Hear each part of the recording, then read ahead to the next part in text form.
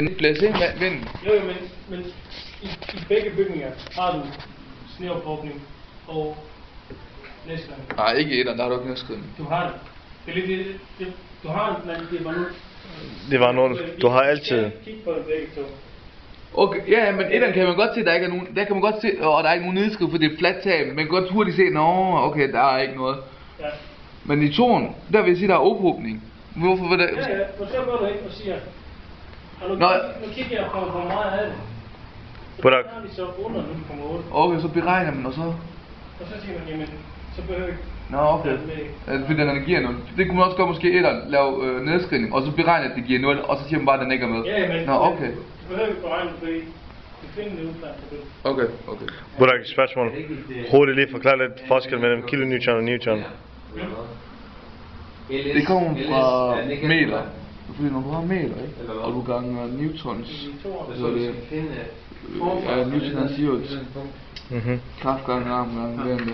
Og så kommer du, så har du enheden meter og sekund i anden, og så lige pludselig så får du newton.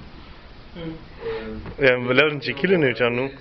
Det er newton. Der er god, nu hjemme, der er god til. Så når du har dem, så bor om dansk fysik bor. Ja. De bor også 3 postulater, ikke? Ja. Kan du huske dem? Ja, selvfølgelig gør jeg. Prøv at sige forskel mellem newton og kilonewton. Burak. Sådan så langt ud. Og hvad gør man så, Emma? Hvad gør man så? Så ganger man 2 gange H. Vi interpolerer. Interpolerer, præcis. Det er rigtigt. Er det cool? Bygningen, hvor lang er den? Er den ikke kun 3 meter? Jo, men du har den der. Ja. Hvor det er forskellen? Jamen, hvorfor tager han så lang ud? Fordi at LS er lige med 2 gange H, og hvor det er forskellen mellem de to bygninger højder. Så hvis vi siger, at der er 4 meters forskel her. Det er på højre side. Nej, det der. Ja. Nej. Det der. Ja, så får du. Så får du en størrelse der. Okay, størrelse der, så jeg skal ikke bruge det her størrelsemæssigt noget. Så det... Nå, okay, så kan man sige, der er 3 meter, så ved man hvad x er, så kan man, så når man har fundet den der forakse, sådan, så 3 en x plads, så beregner jeg kraften af det, hvor højt den er der, øs eller Du opstiller en ligning på linjen, og så indsætter du 3.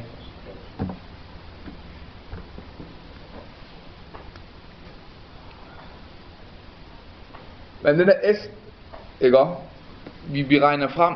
Og så kommer faktisk, så tror jeg faktisk det nemmeste vil være, at hvis man så finder det der værdi, og så skifter den op på en ekstra 2 lige på det, så kan man lægge dem sammen. Præcis, det.